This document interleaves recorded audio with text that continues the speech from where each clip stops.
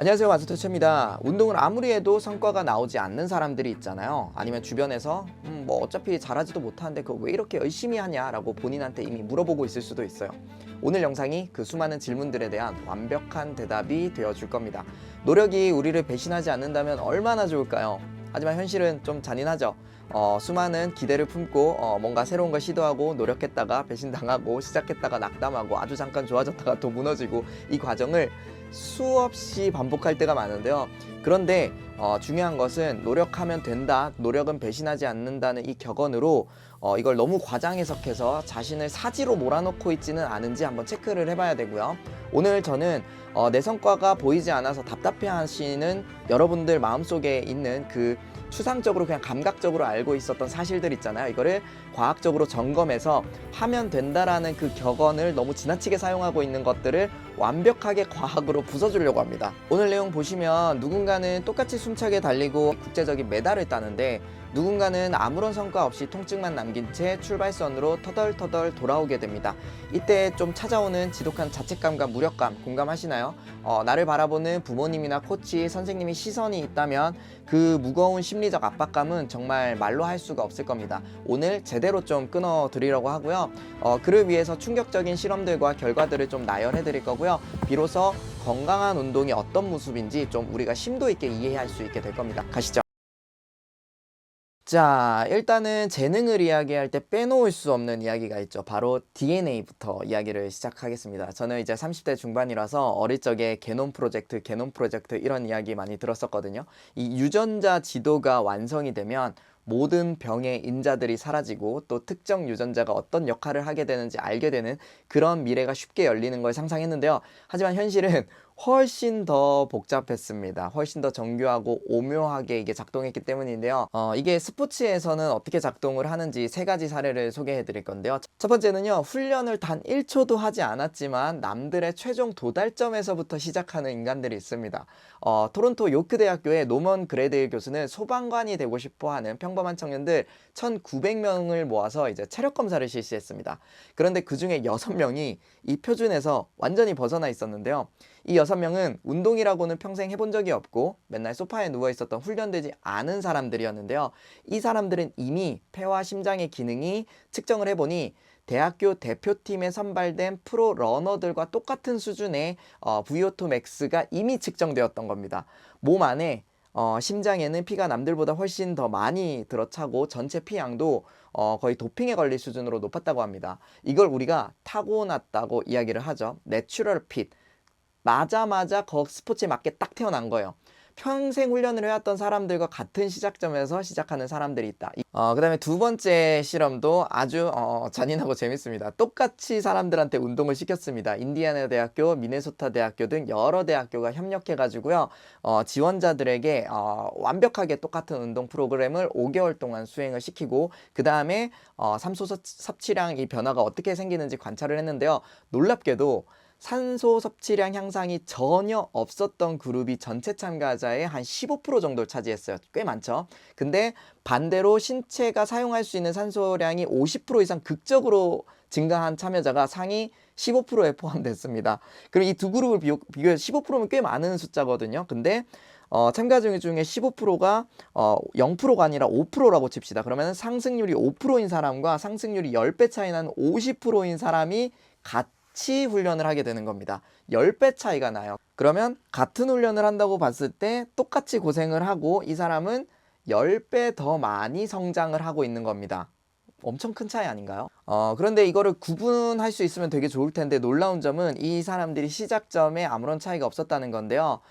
처음에 낮았기 때문에 더 높아졌다도 아니고요. 낮았다가 더 높아진 사람, 높았다가 더 많이 높아진 사람. 그러니까 이 훈련에 대해서 반응하는 경로가 온갖 변이로 다 나타나게 되는데, 신기하게도 가족 구성원을 추가로 그룹을 묶어서 관찰해보면 거의 비슷한 성장률을 나타낸다고 합니다. 그러니까 유전적인 영향이 더 컸던 거죠. 그리고 이제 마지막 세 번째, 또 쐐기를 박아 넣을 잔인한 실험 하나 더 소개해드릴게요. 너무 슬픕니다. 저는 이제 어떻게 생각했냐면, 복잡한 종목일수록, 사실 단순하지 않은 종목일수록 창의력을 발휘할 경로가 많으니까 키나 힘이나 유전적 요인들을 뛰어넘어서 경기력이 좋아질 확률이 더 높다고 생각하고 평생 운동을 했거든요.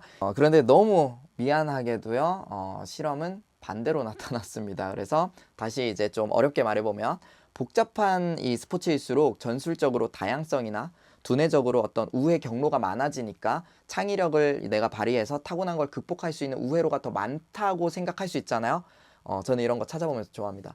단순한 종목은 우리 뇌가 어떤 특정 상황에 계속 자동화되면서 인지적 자원을 엄청나게 아낄 수 있어요. 기억해야 되는 양도 줄어들고 자동적으로 이렇게 발현될 수가 있으니까 뇌의 저장 용량도 뛰어넘을 수가 있습니다. 그러니까 오히려 처음에 좀 잘했던 사람들과 그냥 처음엔 좀 못했지만 양을 채워나가는 사람들의 격차가 점점 줄어들면서 성장합니다. 그러니까 내가 마트 캐셔라면 이거를 딱딱딱 찍는 거를 해요. 그럼 처음에 느려도 오랫동안 양만 때려 넣으면 어느 정도 극복할 수 있는 거예요. 왜냐하면 그 우위가 신체적인 순발력과 뭐 지구력 이런 데로 점점 쏠리게 되는 거죠. 우리 뇌가 하는 일이 줄어드니까. 그래서 단순한 종목은 양을 많이 때려 넣으면 승부를 볼 확률이 점점 높아져요. 근데 복잡한 종목들은 상황이 다르게 나타나요. 그때그때 상황을 새로 판단해야 되는 종목들은 누적되는 훈련량이 많아지면 많아질수록 처음부터 잘했던 사람은 더 잘하게 되고요. 좀 못하게 출발했던 사람은 이 노력을 해도 성장폭이 더 적은데요. 이 이유로 지목되는 게 뭐냐면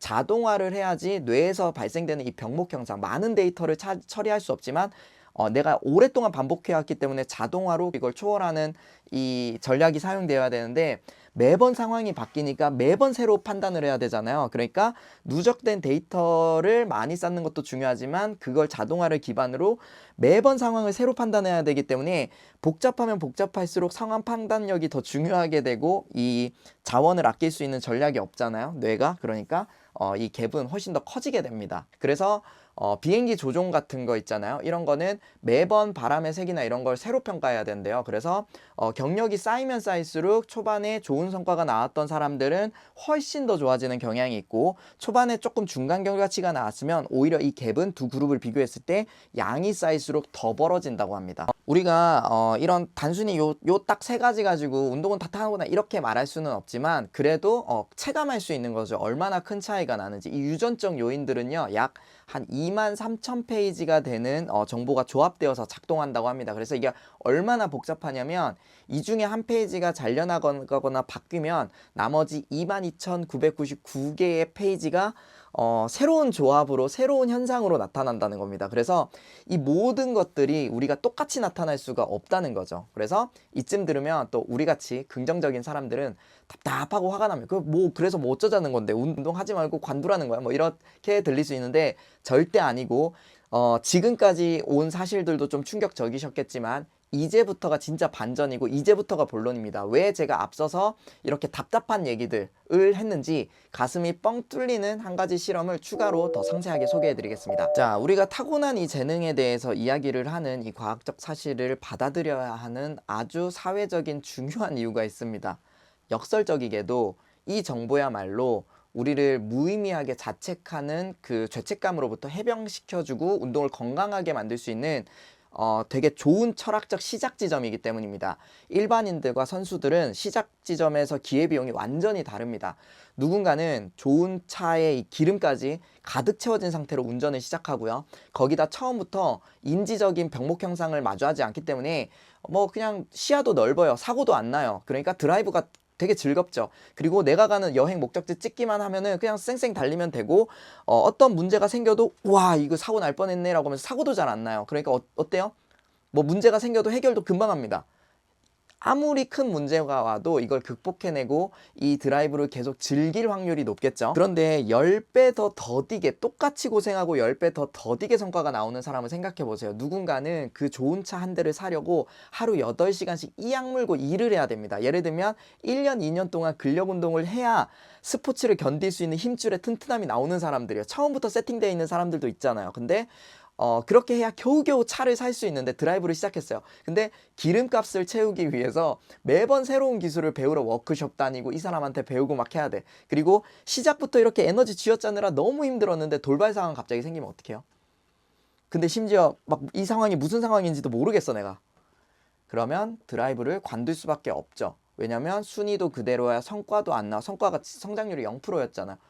어떡해요? 그냥 운동 그만두게 되는 거죠. 그럼 이게 사실 이 두 집단에서 서로를 이해해야 되거든요. 그래서 체육관에 오면 자존감 뚝뚝 떨어지잖아요. 그러니까 다른 분야에서는 내가 이런 취급을 당하지 않는데 체육관만 오면 자존감 뚝뚝 떨어지고 막 바보 같아. 그러면은 너무 답답하잖아요. 근데 이런 전반적인 배경을 이해하고 이제 마지막 소름 포인트입니다. 반전 포인트인데요. 아까 전에 연구했던 부샤드 박사의 실험에서 5개월간 훈련을 했지만 전혀 유연성, 지구력, 능력, 경기력이 개선되지 않았던 집단 있죠.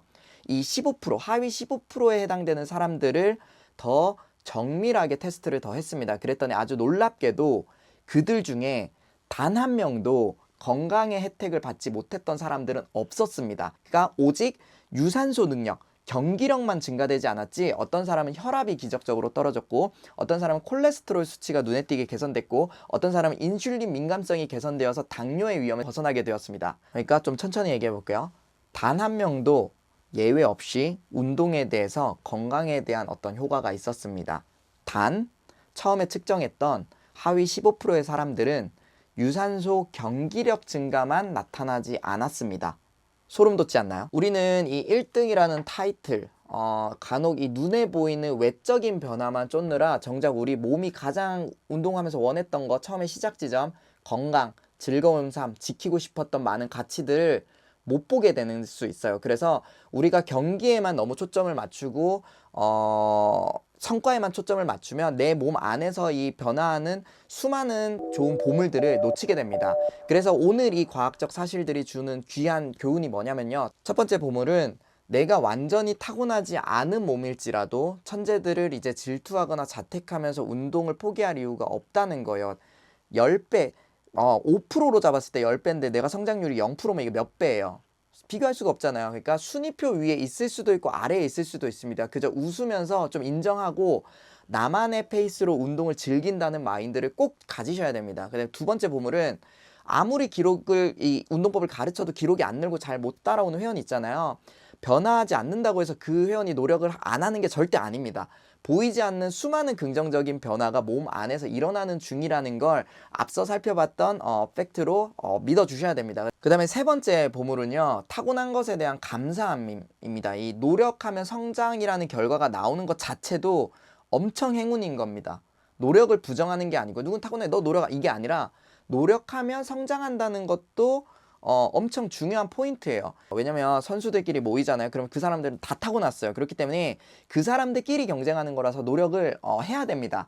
근데 두 집단이 서로를 바라봤을 때는 좀 상황이 다르다는 거죠. 그러니까 선수들끼리 비교했을 때는 유전적으로 타고나고 내가 이런 것들이 엄청 중요하고 또 그 사람들끼리 모이다 보니까 그 사람들끼리 경쟁을 엄청나게 해야 되죠. 그래서 그 사람들은 어렸을 때부터 나는 노력을 해서 그 사람을 이겼다라고 생각하지만 집단이 바뀌면 어때요? 이 사람 자전거 타고 있는데 내가 자동차로 애초에 출발하는 집단에서 경쟁을 했던 사람이에요. 근데 그걸 같은 선에서 비교하면 되게 어렵다는 거죠. 이 세상을 이해하기가. 그래서 선수들은 평생 유전적으로 타고난 선수들끼리 경쟁을 하는 거니까 이 노력을 할 수 있는 내가 그 장에 합류할 수 있어서 선수를 뛸 수 있다는 것만으로도 엄청난 행운인 겁니다. 하지만 일반인 시야에서는 이미 완전히 다른 시작 지점, 엔진, 모터, 운동 지능을 지닌 사람들입니다. 그래서 이 시야를 이해해야 두 그룹을 모두 아우르는 지혜로운 교육을 할 수가 있고 이게 사회적으로도 좋은 운동을 제공하는데 큰 도움이 될 철학적 기반이 되어 줄 겁니다. 그래서 결론은 노력하면 성장하는 것도 엄청난 축복이고 눈에 보이지 않는다고 해서 운동을 안 하는 것 또한 여러분들 자신한테 안 좋다는 거예요. 그러니까 야, 나 그거 타고 운동 재능이 없다 안 할래 이렇게 하는 거는 어떻게 해석이 되는 이 이야기냐면요. 양치질을 아무리 열심히 해도 충치가 생기는 사람이 있죠. 그러니까 양치질 재능이 없는 거죠. 그렇다고 양치질 안 할 거예요. 남들보다 이 충치가 빨리 생긴다고 해서 자식들한테 야 우리는 유전적으로 이 치아가 약해 양치하지 마 이렇게 할 거예요? 아니잖아요. 그러니까 우리나라는 엘리트 체육 문화라서 경쟁을 통해서 이렇게 하는데요. 저는 이제 생활체육을 더 건강하게 전파하는 좀 목표가 있습니다. 여러 목표 중에 하나예요. 그래서 아직도 경쟁적으로 저는 운동을 하고 있지만 저한테 교육을 받는 대상의 70%가 체육과 전혀 상관없는 사람들이에요. 또 학생도 교육을 안 하고 성인만 이제 교육을 하기 때문에 아무래도 격렬한 운동을 함에도 불구하고 연령대가 엄청 뭐 60대부터 시작해가지고 20대까지 엄청 다양하게 섞여 있죠. 그러니까 우리나라의 운동 이 생애 전 주기의 운동을 건강하게 전파하는 것에 이번 영상이 조금이라도 좀 도움이 되고 이해가 되는 시간이었으면 좋겠습니다. 자, 그러면 오늘 내용 제가 쭉 한번 정리해 드릴 테니까 내가 잘 이해했는지 한번 체크해 보시고요. 내가 잘 이해했다면 여러분이 교육 현장에서 혹은 내가 운동을 배울 때 잘 사용할 수가 있을 겁니다. 이 정보를. 그래서 첫 번째, 유전의 벽은 과학적인 사실입니다. 그래서 훈련을 단 1초도 안 했어도 대표팀 수준의 높은 심폐 능력을 타고난 사람들이 이야기를 했고, 똑같이 5개월을 훈련했는데 상위 15%는 폭발적으로 성장했고 하위 15%는 성장이 거의 제로에 수렴했죠. 또한 복잡한 종목일수록 양이 쌓여서 창의력을 발휘하면 될 줄 알았는데 누적 우위 효과가 있어서 격차는 더 심해지는 현상도 관찰되기도 합니다. 그래서 이런 여러 가지 과학적인 현실들이 있지만, 두 번째, 성과가 안 나온다고 해서 건강의 개선이 없었던 것은 아닙니다. 5개월 동안 자전거를 타고도 기록 향상이 전혀 없었던 하위 15%의 사람들, 그들 중에서 놀랍게도 단 한 명도 운동의 혜택을 받지 못한 사람은 없었습니다.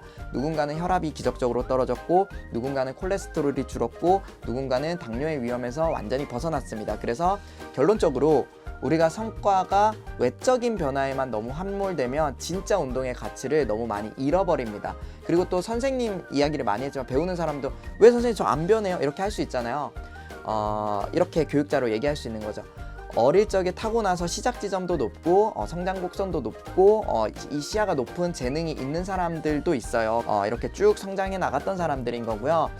반대로 운동에서 성장 곡선도 낮고 시작 지점도 그렇게 좋지 않고 이 모든 일들이 흥미도 안 생기고 이해가 안 되는 사람들도 있어요. 그렇다면 운동을 그만두지 마시고, 그렇다고 해서 그만두지 마세요. 양치질에 재능이 없다고 해서 양치질 안 하겠다는 거랑 똑같은 결정이거든요. 경쟁 영역에서 벗어나서 보건과 건강 영역에서 운동을 바라보시고 가치관을 똑부러지게 잡아보는 겁니다. 그렇게 하면 배우는 사람들도 어때요?